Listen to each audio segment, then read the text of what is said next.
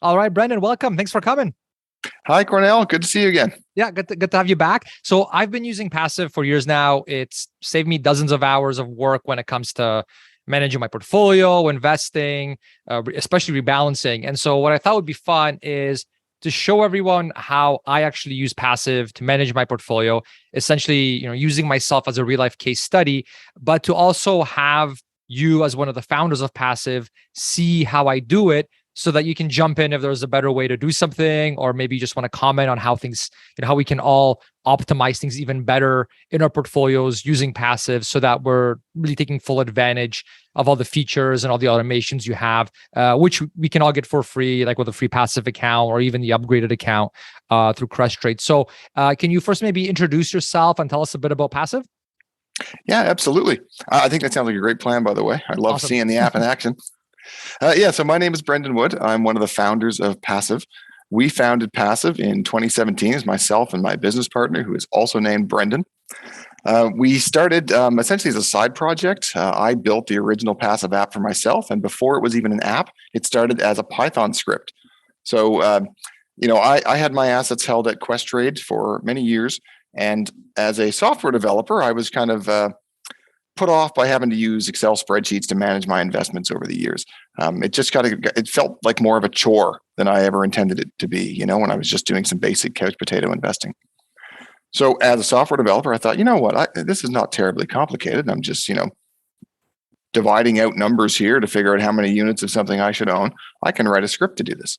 And so I wrote this little Python script that tied into Questrade's API.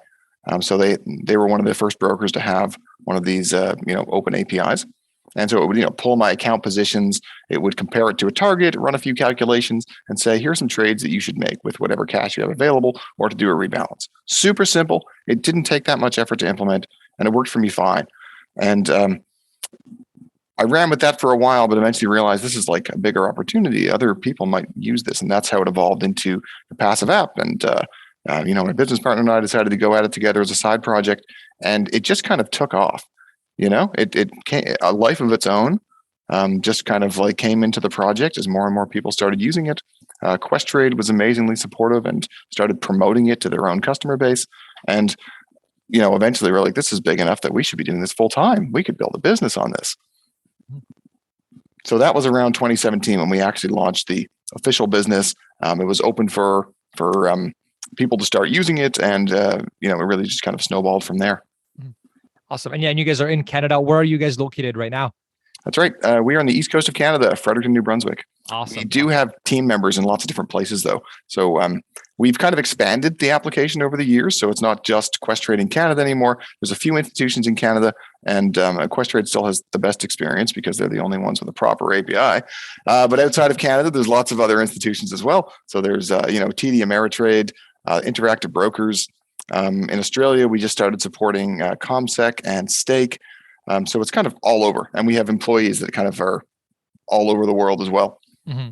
And I think you guys added, was a Wealthsimple Trade integration as well? That's true. Yeah, we did add Wealthsimple Trade. You can't actually trade on Wealthsimple Trade through Passiv. That's one of the limitations of the API that we have with them.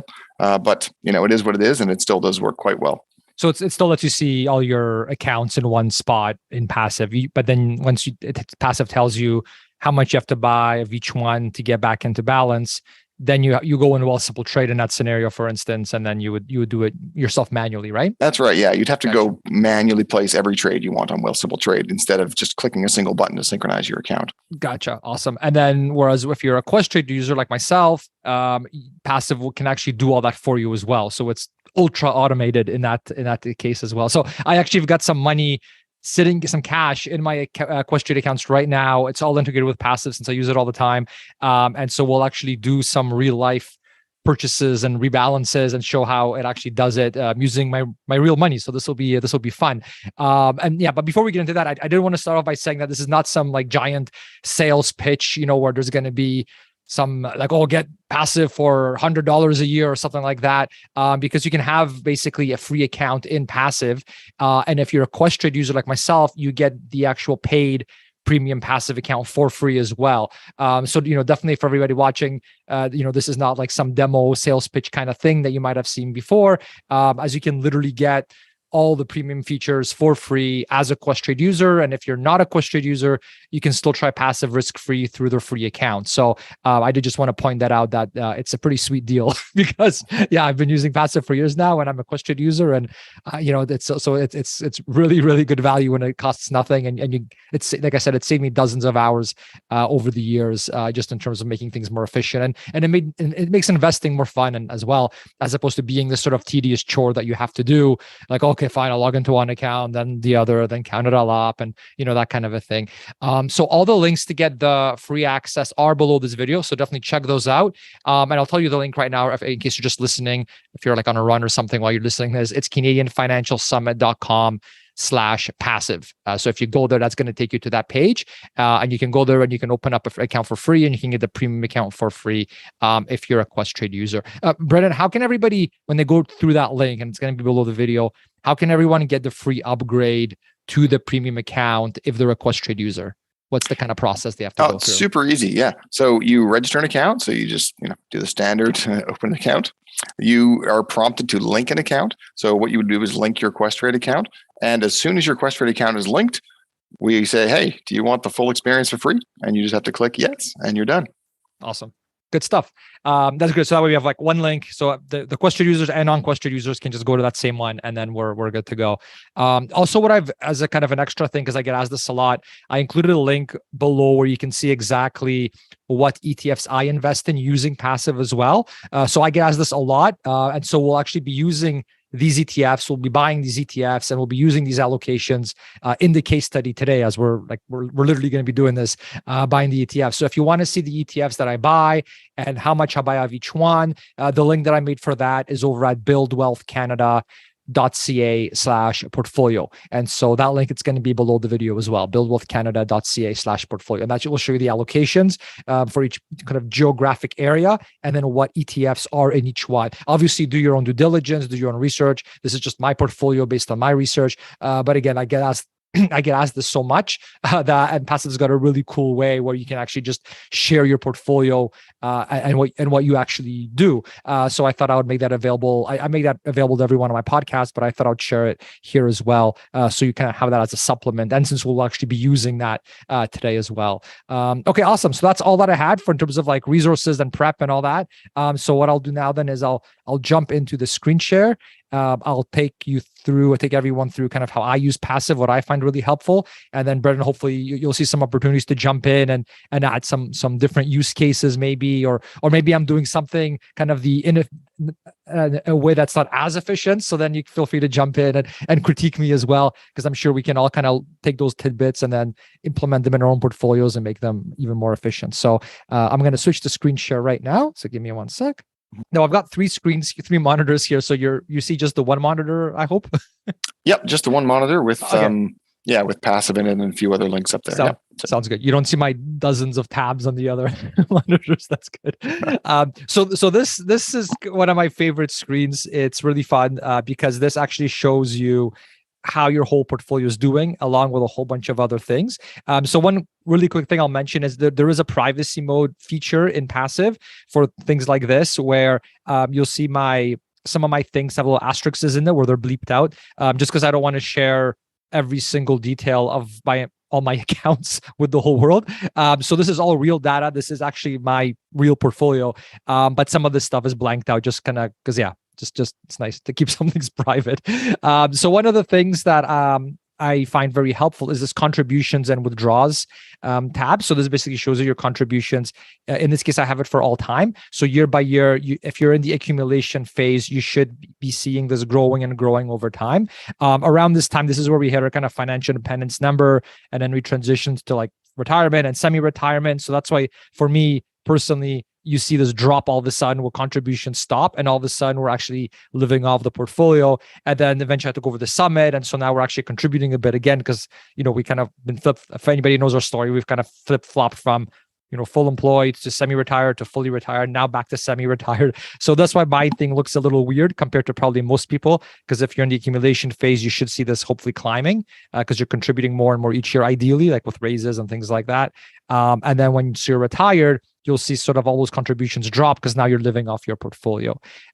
So that's that's like just a neat one to see if you're trending in the right direction, that you're consistently contributing. And then this next one here is the total value of your portfolio. So this one is nice to look at as well, especially when the markets get pretty hairy like they have been lately. So the blue line is our contributions year over year, and the green line is our portfolio value. And so one kind of interesting tidbit here is that, initially when you start investing, you have just a small amount, right? And your portfolio isn't very big, but eventually it picks up steam, things start snowballing, you keep reinvesting those dividends, you're getting all this compounding effect. Long-term, if you're a high percentage allocation equity investor, you tend to see pretty good returns long-term. And so once your portfolio sort of reaches a big enough level, you start to see it really kind of grow by itself more, as opposed to like the contributions being what drives your portfolio value. You see just the portfolio value kind of grow by itself because of this giant sort of nest egg that you've built up already. And so that's kind of what you see here with us as well, as you kind of see the blue line and the green line sort of start to spread here around 2019, where now the portfolio is big enough and is just kind of, off on its own, growing by itself, and we don't have to contribute as much or not at all anymore, which is what we started doing. So this was an interest. So I find that's kind of a good one, especially when the markets are hairy, like I said, because, we recently had some significant market declines. And you can see here, if I look at it, if you look on the news, it might sound really scary. Like, you hear about these drops, like 15% down. We were like minus 20% at one point if you're an equity investor. But when I look at this chart, I can see, okay, even with these declines, we still have more than we ever contributed, right? Because that green line is above the blue line, right? So I know that, okay, we actually, it's kind of like we're still playing with the house's money. We lost a bit, but we're still okay. We still have more than we ever actually contributed. And so I find that can help with, like, if you ever watch the news and you get any sort of anxiety from all that, this I find can be pretty helpful to view, so that you don't kind of overreact and get all emotional. Did you have anything to add for these two particular charts, Brendan? Yeah, for sure. There were two things I wanted to point out here. So one is this rate of return number that you see on the right. So you've got an 8.79 rate of return, and that's over the entire investment horizon that you've got shown here, right? Yeah. So that means you've averaged 8.79% for whatever your investment portfolio has been over all these years, which is awesome, right? Now, the way that we calculate this, as it shows in the tooltip there, is that we use time-weighted rate of return. And the reason we do it this way is because we want this rate of return to talk about your portfolio, like the performance of how your investments have done, not so much around how your total value has changed in the account. And there's like a little bit of a distinction, because if you want to factor in your deposits and withdrawals and you're including that, well, then you end up with a money weighted rate of return, and it's not easy to compare that to the market or the S&P 500 or whatever you want to use as a benchmark, because those numbers will be impacted by how much you deposit and how much you withdraw. So this time weighted rate of return essentially removes the impact of your contributions from this and just focuses on how your investments did directly. And so that means you can take this number and you can use it to compare yourself to funds or benchmarks. And you can say, like, is this a good rate of return? Is this reasonable? Is it not? And, 8.79, that's quite decent over what do you get, like an 8-year timeline there? Like that's fantastic. And that's on average, right? I should be happy, but it was so much higher. And then we had these declines, but yeah, about a year ago, what I would do is I would filter it just to like since the beginning of 2020, and I'd be like, man, I've got like a 45% rate of return. It's awesome. Yeah, it was. I think it was like in the double digits. I think when I checked it before before these declines started. But I mean, still like 8. Well, it's kind of neat to see though, because when we've had some really good years. Ones that were not really sustainable long term. I think we had like 20% plus. In one of the early, in the not too distant past, for one of the years. I mean, obviously that's not sustainable. So that was almost like skewing the average returns that passive was showing for me, right? Because it's like Kornel. I mean, they're accurate, right? But it's like, okay, don't expect these double digit returns constantly. That's not what historically has happened. And so now with this 8.79, we're more so back at kind of the averages, right? Like when I do financial planning calculations, I usually use 8% myself for my rate of return for equities. So so we're kind of back in line what one would expect, right? But it was cool to see it higher. Yeah, exactly. It was nice while it lasted. It was right? a fun ride. Yeah. Exactly. Oh, one other kind of side question for you, Brendan, and I've asked you this before, but just for everybody watching, on these contributions and withdrawals, can you speak to whether dividends are included in this or not? So for anybody maybe new to all this, what typically happens is like with ETFs, for example, or stocks is, or even I guess bonds, right? But you're getting the interest payments instead, is you have this cash that just shows up in your account because the ETFs that you own have stocks, and those stocks issue dividends, and so now you get a piece of those dividends, and so this cash shows up in your account. And when you're in the accumulation phase, typically what you do and what we did is we would just reinvest those dividends, so you kind of get that compounding effect, right? Because you're taking your returns, the cash, and you're now using it to buy more ETFs, and then those ETFs continue to generate more dividends, and now you're getting more dividends because now you're holding more ETFs, and it keeps snowballing that way. So is those sign of contributions included in this particular chart? No. So contributions and withdrawals are just new money that you are depositing into your account and money that you are withdrawing from your account. So it's things that you are directly doing in your, like, to add or remove from the account. Dividends are, we kind of like, those get factored into the total value, and there's, other dividend stuff further down on this page. But the reason why we made that distinction is because and this actually kind of it dovetails nicely with like the point I wanted to make about contribution streaks. The reason why we built this reporting page was to help you stay on track with continuously contributing to your accounts. So what we want to show you in contributions and withdrawals is like, what are you putting in versus what are you taking out, right? And that is like, especially if you're just starting out with your investments, it's a really great place to start because you won't have a lot of money at first, and it might even be like a little bit demoralizing to see how slowly it grows. But as long as you have yourself on a continuous contribution plan where you're just putting a little bit away every month or every week or however frequently it is, that consistency is the thing that will grow and compound over time. And that consistency is you building a habit of building your wealth. So if you look on the right-hand side here, we have this field called contribution streak. And right now you're at 0 months. I would take that to mean you're not contributing to your investment accounts every month, right? And that's because you retired a couple of years ago, right? For those of us who are in the allocation or the kind of the growth side of things, accumulation, you want to be putting away money on a regular basis. And so we're tracking the streak of how many months in a row you've consistently made contributions. And so we track that number. And once you get more than a few months, you get a nice little fire emoji there that shows like you're on a streak, like you're on fire, you keep it up, keep going, right? And the idea is to just build this long-term habit where like the money you get paid, your salary or whatever it is you get, and there's always that portion that goes away into your investment account. And those are the things that are going to make or break your investment in the long run, more so than market performance. Mm-hmm. Awesome. That's like focus on the things. What's that? I'm glad you mentioned that. Yeah, right. It's really like trying to help you focus on the things you can control versus can't. So, you can control your contributions to some extent. So focus on that. You cannot really control what the market does. I mean, you can control whether you like invest in terrible things, right? But if you're buying, broad market ETFs, like you're going to get the average returns. You're not going to. It's not like your portfolio is going to blow up by picking one bad stock, right? Mm-hmm. But it's not really in your control. So that's, even the total value graph here, we show you the green line versus the red, your investments versus your contributions, because your contributions, the blue line, that's what you control. And that's your habits that are powering this, right? And the green line is you don't control that other than setting the direction of like, this is, these are the things I'm going to put my money in. But like, that's not strictly something that you can control with your investment. So it's like, put those two in separate buckets and focus on the thing you can control more than anything else, which is your contribution frequency. Awesome. That makes total sense. All right.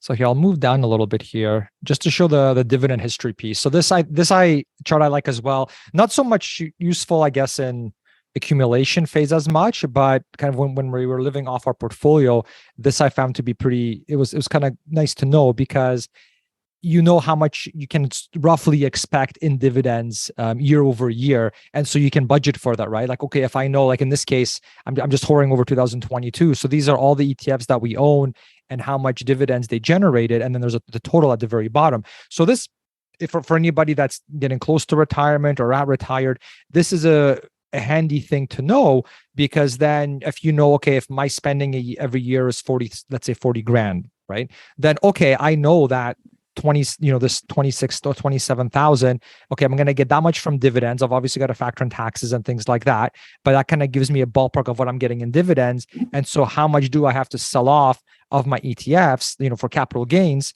in order to get that, let's say $40,000 that I can spend, that I want to spend every single year. So I would say this is helpful from a cash flow planning perspective, particularly if you are actually starting to live off your portfolio now.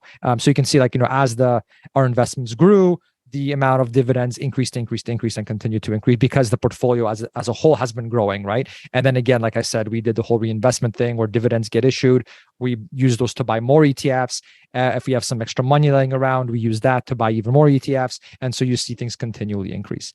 And ideally, if you're in the accumulation phase, you're working, you're taking a portion of every paycheck and investing it. And so you should see, in theory, this grow as well. So I'm not like a dividend investor, but this is just what happens kind of by default because the total market index ETFs do issue dividends. And so this is just kind of what we get.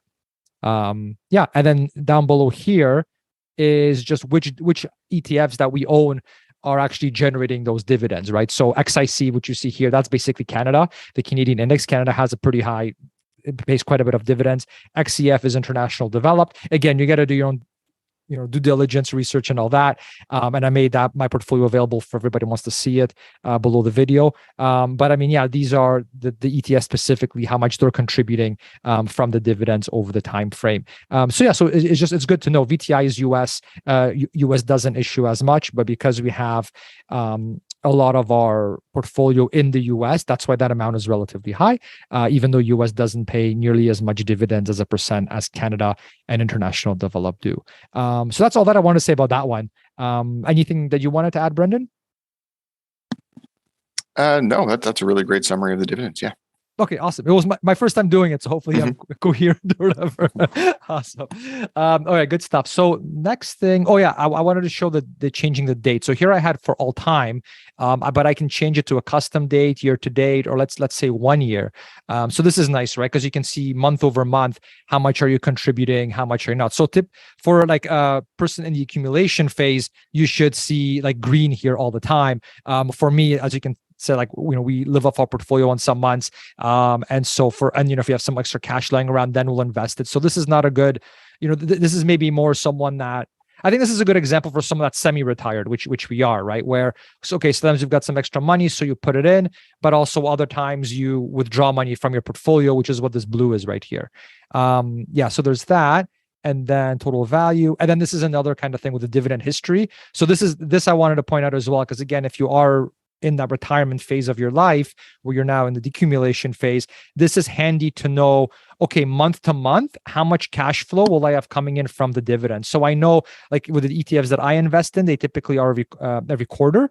So you'll see okay, I'm going to get a pretty big payout in January, a smaller one in basically March, April here, right? So this way, again, this can help you time your cash flows a little bit because different dividends can have different pay schedules as to when those dividends get issued. They don't all get issued at the exact same time. Like some might get issued like very early in the month, some maybe near the end of the month. And so this kind of tells you, okay, this actually looks at my accounts and says, look, this is when you received money in the past year. And so if I'm trying to plan, okay, how much do I have to sell to generate enough cash to live off of in retirement for this following year? Here's roughly what I can expect. Obviously, dividends can change depending on how the companies are doing. But again, at least you've got some good data points to get sort of a ballpark, because you're going to have a buffer anyway, right? But just to sort of know, okay, should I sell and get $9,000 in January of capital gains? Well, no, because you're going to have $9,000 coming in terms of dividends, so that might be enough for you. So that's just kind of the thought process. At least like I said, that's how I have used it in the past, just from cash flow planning, budgeting, that kind of a thing. And then here on the right side, so these are the summaries. Brendan already touched on these. So the net contributions, the contribution streak, then that change, which is fun to see, like this, how much have you actually made? So our return, horrible, right? -14, just because the markets have not been doing good in the past year. So you can see, because I changed the date range from all time to just in the past, 52 weeks, this is why we're seeing this negative return. Investment growth, how much I paid in fees and commission. So this is nice to see as well, because if you're seeing these to be pretty high, then okay, something's going on. I think on dividend income as well, and as a total. So again, these are blanked out because I have that sort of privacy mode enabled. But again, you can see these in your own accounts. And again, I do want to stress that this is not just for my account. This is, viewing. I can view it. I can select here which account I want to view. Or right now, I'm looking at all of them. So it's great because my wife's accounts, my wife's TFSA, RRSP, taxable account is in here. For me, my RRSP, TFSA taxable account is in here. We have a corporation as well, which is Build with Canada, the podcast. And so that I have money invested in that as well in ETFs.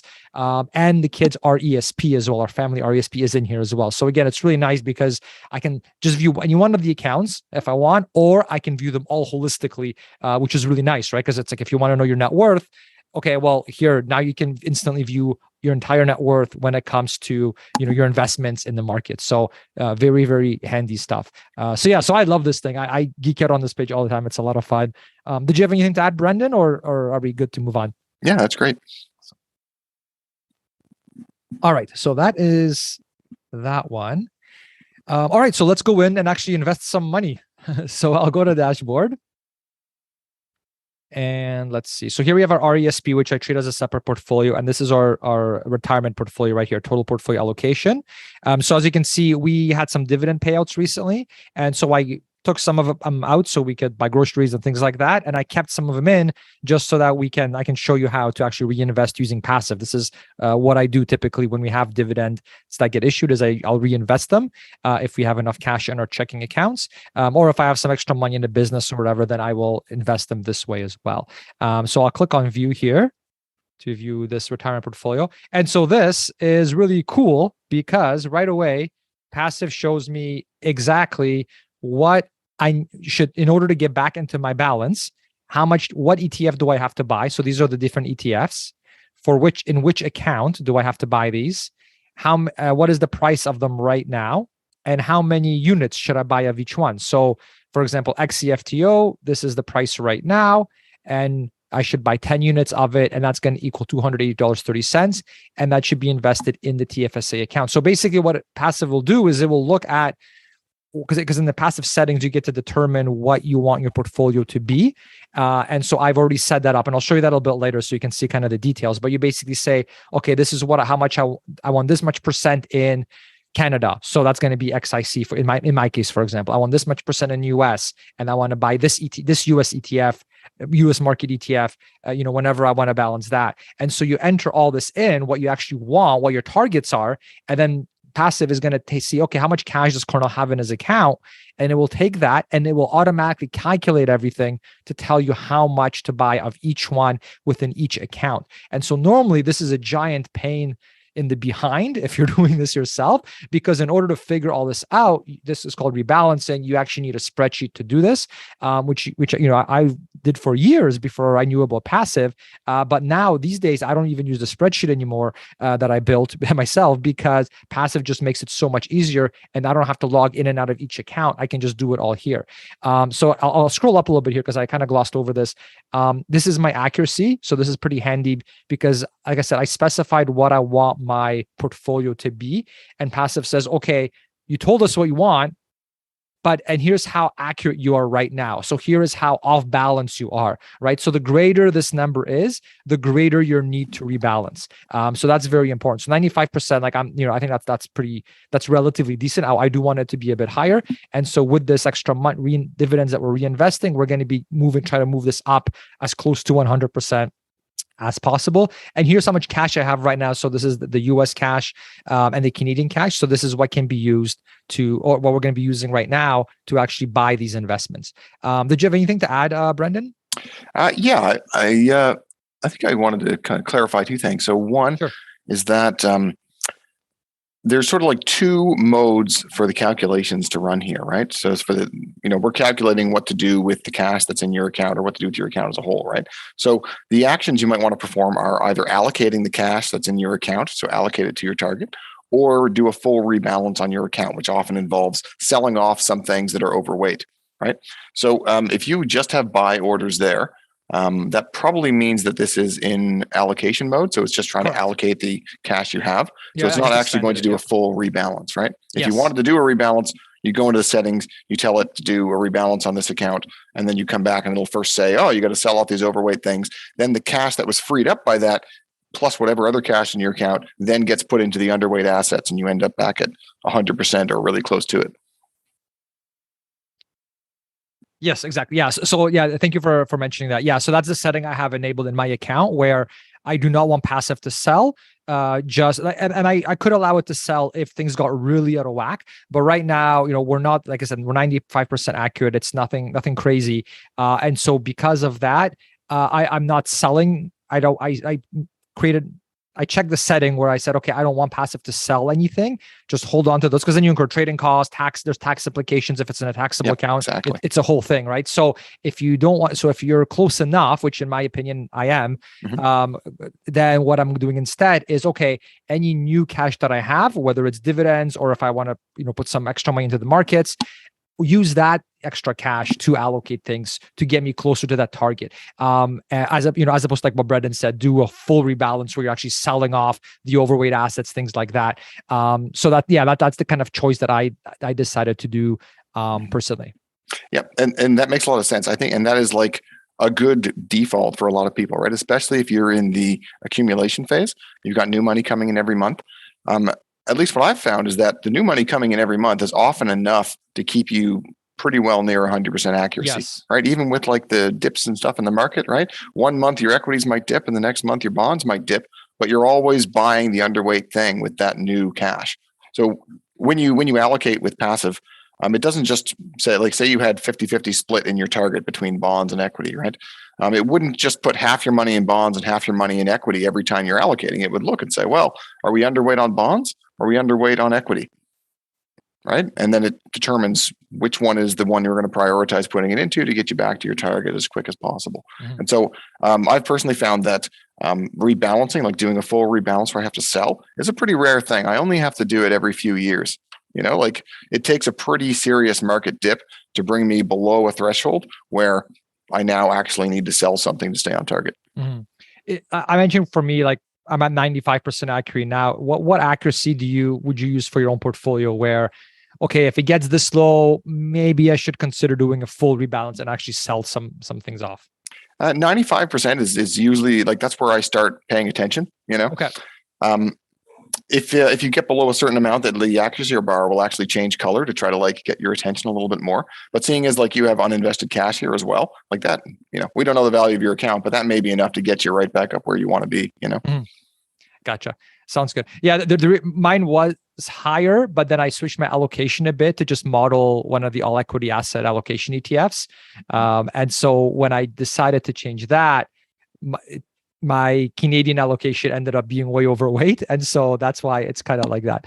But here I'll go for preview order. So let's actually do this purchase. So this looks good, and then here's a different setting. So the other setting I have is that to not allow to just do Canadian dollars for now. So kind of a more advanced topic is if you're buying US listed ETFs, like in my case, I buy VTI using American dollars to avoid some withholding taxes in the RSP. So that's like more of like a 201 level kind of thing, which is kind of beyond the scope, I think, of this particular session. But so that's why so those ones, when I buy VTI, I just do those manually within passive. But for pretty much everything else, like the remainder of the portfolio, I just do this whole automation. I use the whole automation tool to do it for me. So Brendan, the way that I typically do it is, let's say I see this and it all looks good. It makes sense to me. I go to preview orders. And this is kind of the final check that I do just to make sure that everything makes sense. So it's just populating here. And then once this is good, we'll actually execute the trade. So the way that I analyze it myself, Brendan, and again, jump in if you think I'm looking at it wrong, or if maybe I'm overthinking it or underthinking it. I quickly take a look at all of these columns. So I look at trade commissions, and because I'm with Questrade, whenever I buy an ETF, there is no commissions, or it's like there's what they're called. Like they have these little fees where it's like 4 cents. You can see here 4 cents. Is it MEC fees? I can't remember the acronym. Do you know what I'm talking about? ECN, I think. ECN. Thank you. Yeah, it's like some fees that like they still kind of have to charge from what I've learned. But again, it's literally pennies. Like if you're doing a massive investment, it might get to $1. I think the biggest one I've done was like $1 or something. So it's really nothing. Typically, it's like cents, right? So you can see we're investing a few thousand, but we're getting basically the commissions are pretty much zero. So that's what I would want to see, because again, with Questrade, you get the free ETF buying. In terms of remaining cash, so here I quickly check the Canadian one just to see. This should be pretty close to zero. So this is good because we're trying to spend all of my Canadian cash in and actually use it to buy the ETFs. So it should be zero or very close to it. So this is zero. Here it's 239. Here it's 353, and this is not zero because an ETF that ETF costs more than this, and so you can't buy any. If I only have $3.53, but the ETF costs $35, obviously I can't buy it. So this is whatever's left over. So I always just check this just to make sure that the amounts are relatively small. So if it's something like 20 is probably like as high as it would go, because there's ETFs for like 25, 30. Obviously the prices change, but I look at that, and then for Forex fees, these should all be zero because I have it set up where I don't want Passive to do any foreign exchange. I don't want to change to any Canadian. I don't want to buy US dollars, nothing like that. Just want to do with Canadian dollars. And so these should all be zero, which they are. So that's, Brendan, the sort of check that I do myself before I actually execute the trade. Oh, here's the ECN fees I was talking about. Yeah, like all these extra little fees they add on, which end up being pennies. Is that the right way that I'm analyzing it? Or would you recommend I look at something else, or am I overthinking it? No, I think you've got the right approach. I mean, like, just for everyone's interest sake, right? Like, Kornel's portfolio is fairly complicated as far as portfolios go, right? Like, you have a lot of accounts under one target. It's an asset class portfolio which has a lot of complex rules involved. You've got US dollars and Canadian dollars, right? So there's really a lot going on here behind the scenes. At least for me, my portfolio is not this complicated. And so I don't have anywhere near as many accounts to check when I do mine, right? Gotcha. But it is good to take a look, to be like, well, I'm going to take a look at the trade commissions, make sure that I'm not accidentally doing something that's going to ding me, right? Mm-hmm. Take a look at the Forex, make sure it's not crazy, right? If you look at under Kornel RSP, remaining cash is, you've got like 239 for CAD and like 818 for USD, right? Mm. So I'd look at that and be like, oh, that's a substantial amount of USD to remain in the account. Why is that, right? It's probably because you have the Forex rule turned on. Exactly. So there's like the targets you have set in your account probably says, well, you probably should be buying more US dollar denominated assets in this account.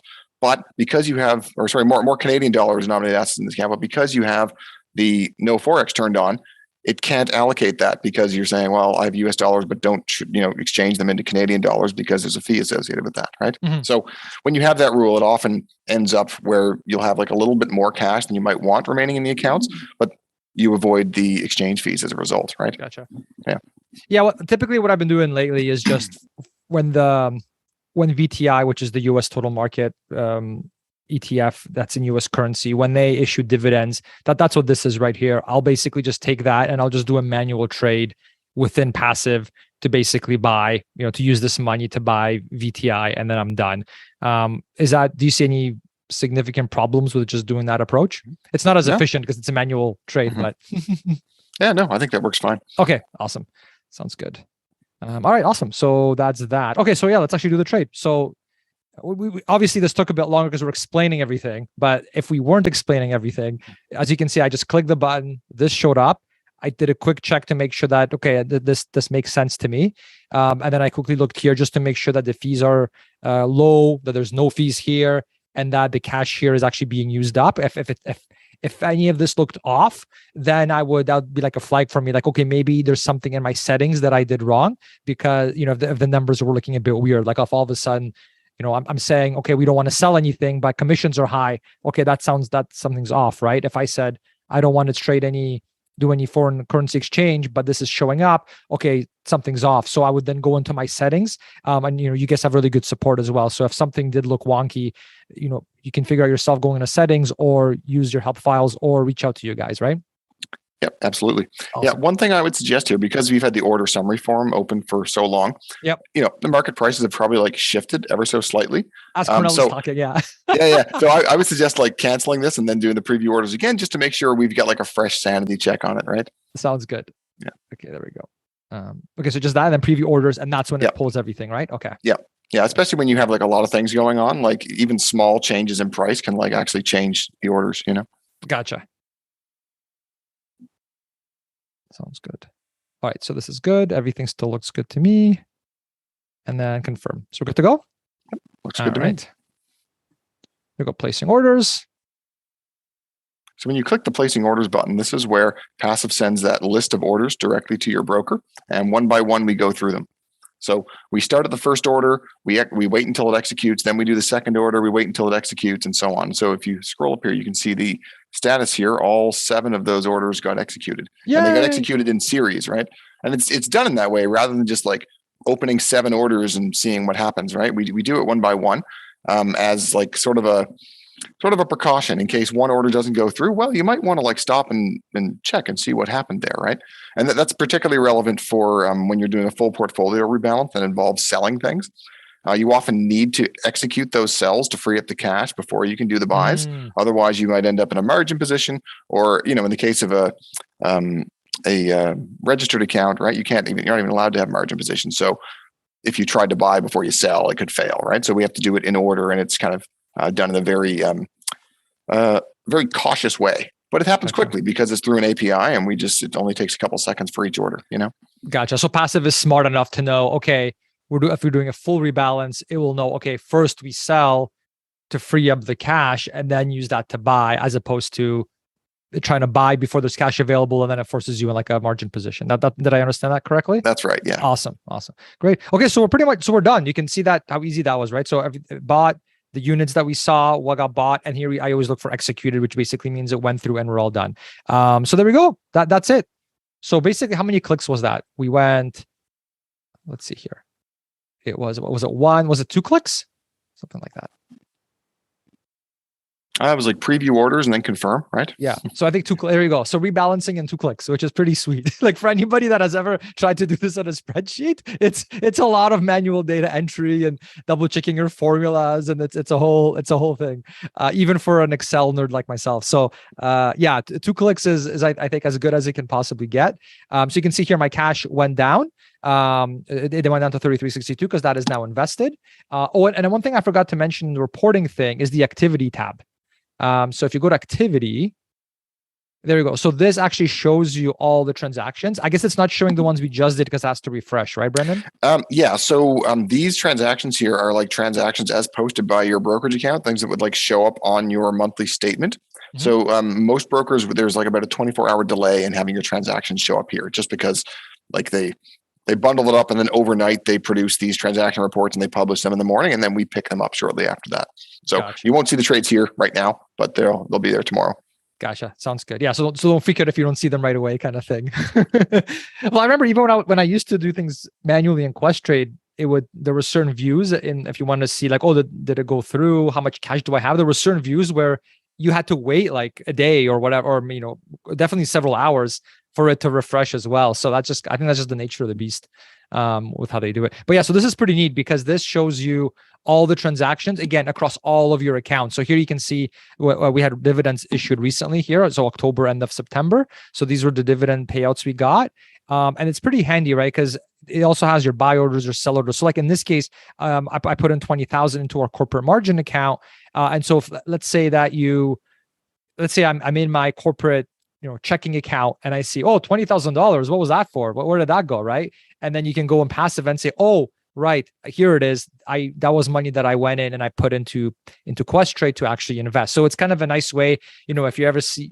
number and you can't remember what that was for, you can quickly check in here. And if you click on it, it'll actually show you the details as well. So like here, when we bought something, I clicked on it. It says, how many did you buy? What price? What the fee was that you paid? What the currency was? What did you buy? That kind of a thing. So, so it's really nice to be able to get a nice, here's the dividend that was issued. So you can kind of see the details of all the transactions, which I thought was really cool. Awesome. So go ahead, Brendan. Yeah, I was going to say you can, we have this export functionality as well, right? So you can export all of these to a CSV file and then take them into a spreadsheet if you like, if you're a data nerd and you like trying to do your own analysis, that works well.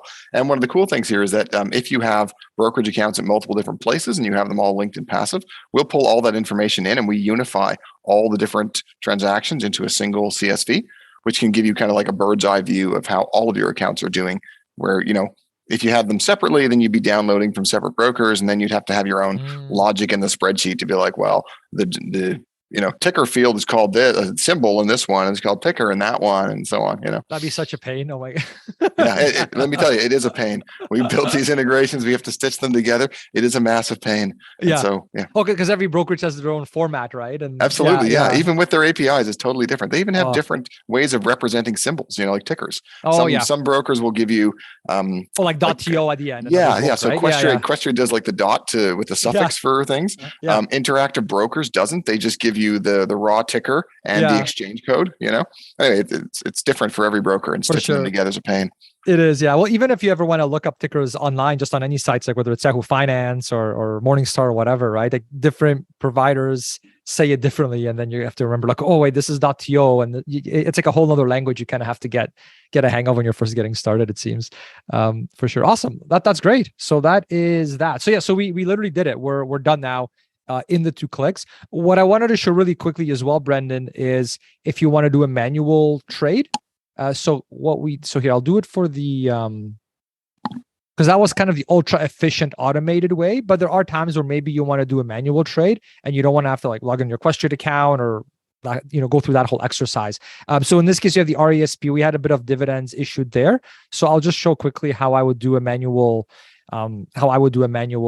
trade. And so in this case, with the RESP, so I used to do it where I would have, and you can see here, I would have kind of individual ETFs, and then asset allocation ETFs came out, and I just use those now for the RESP. And then there's a whole like tax kind of and efficiency reason why I do it. So I buy individual ETFs for my retirement accounts, but for the RESP, I find it's not really. I basically don't bother. I just get an asset allocation ETF because it's just quicker and easier. And so that's what I'm going to do. And so to do a manual trade, I'm just going to go to, here we go. So you click on manual trade.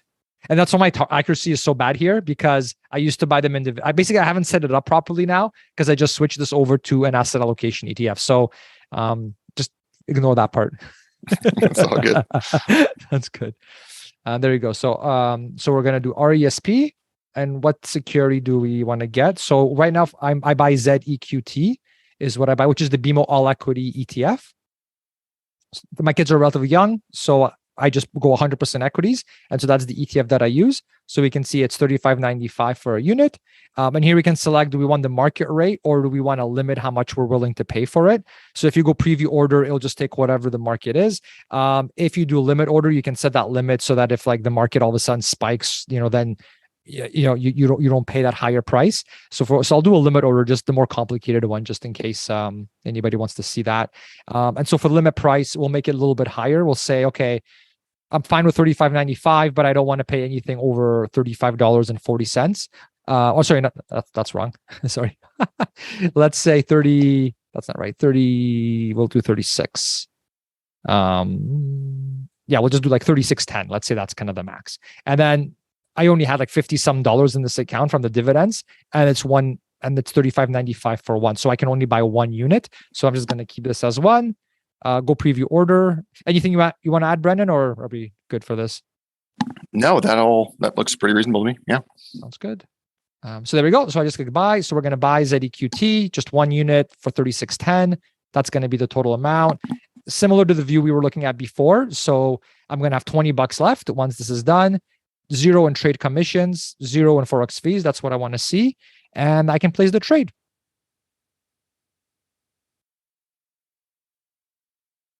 There we go. And we're done. So we bought this one unit at this price. It is now executed and we're good to go. So we can go view all open orders. It should be nothing, right? Yeah.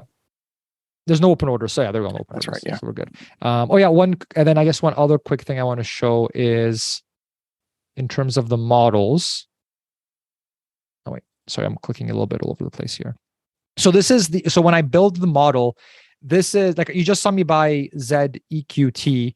That is a relatively new ETF. I started doing this way before that even existed. And so I was using XEQT, which is a comparable all equity asset allocation ETF, but this one's from iShares. And so I basically just modeled that out in Passiv, where I selected, how much does that one have in US versus Canada versus international versus international developed versus emerging markets.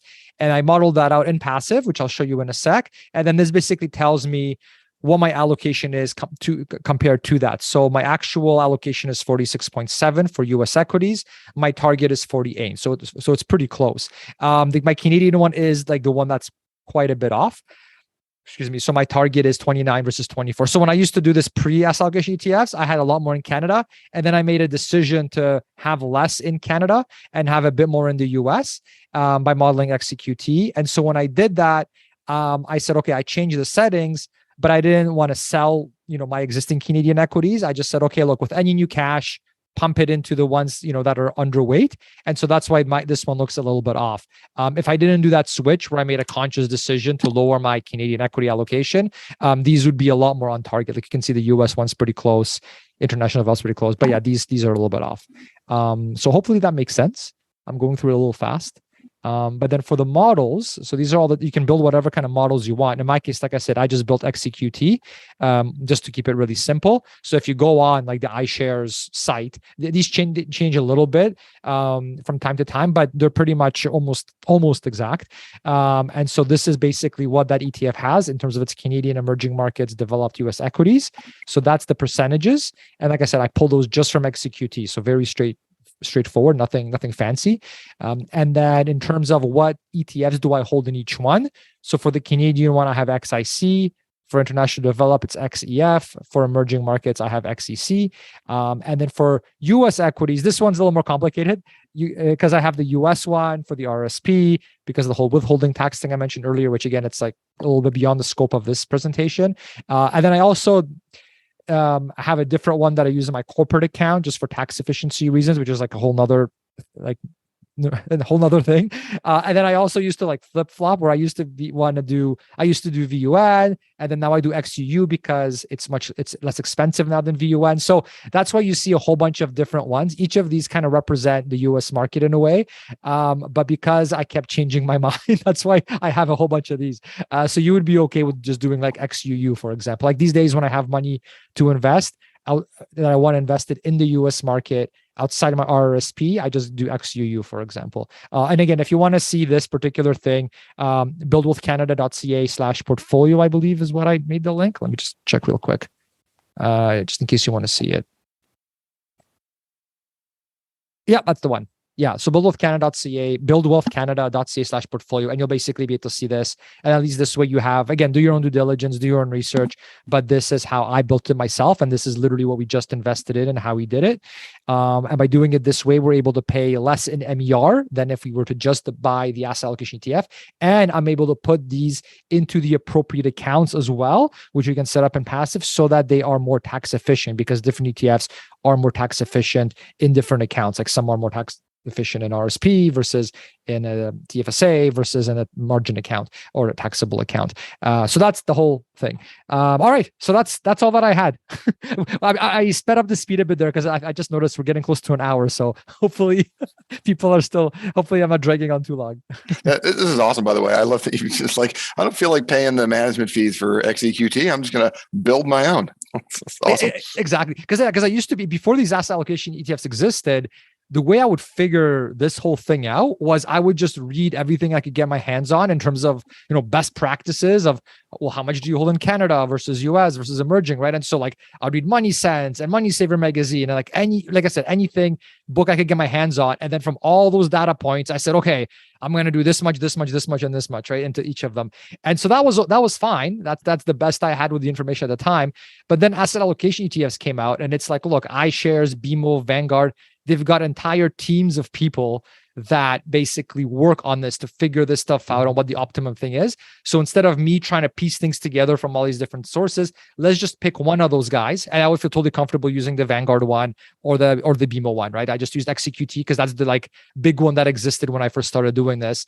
And I would just, so I said, let's just follow what in all the research, this is what they came up with. So I'm just going to follow that in terms of my allocation. And like you said, even though I'm following XEQT, I do have Vanguard ETFs in there as well, right? So, yeah, but yeah, it's not that. That's how I did it. So saves on MER, saves on taxes, and gets everything that you have in passive. So you get the awesome reporting and automation as well. And yeah, I think that's it on my end. Mm-hmm. Yeah, that's cool. Thanks for sharing. I've seen like lots of interesting portfolios. I don't think I've ever actually seen someone like just making their own XEQTs. I think that's really cool. You're doing that. Yeah. Sounds good. It's like the lazy person's approach, or not as exciting approach, but it works, right? Why not? It's like you get all the benefits of the asset allocation ETF without the extra costs and without the decreased tax efficiency. So why the heck not, right? Was my reasoning behind that. Because with passive, with the automatic rebalancing, you're basically able to replicate an asset allocation ETF without having to do that annoying rebalancing piece and those calculations. So that's it, guys. So I hope you found that helpful. Brendan, feel free to add anything you'd like. Definitely check out the links underneath the video. It's CanadianFinancialSummit.com/passive. That will get you to that page where you can get a free account. Again, you can have a free passive account, or if you're a Questrade user, you can actually just go to that link and go through that kind of like the wizard, and you can open up a Questrade account and passive almost at the exact same time, and then you're able to basically get the premium account for free. So thanks so much for building this, Brendan. I'm a big fan. I've been using it for so long, and hopefully that came through today that I really do like it. And I'm hooked now. I can't see myself going back to just manually doing the stuff in Questrade anymore, even though I like my spreadsheets. Awesome. Well, that's what I love to hear, right? Awesome. Very cool. Great. Thanks a lot, Kornel. This is great.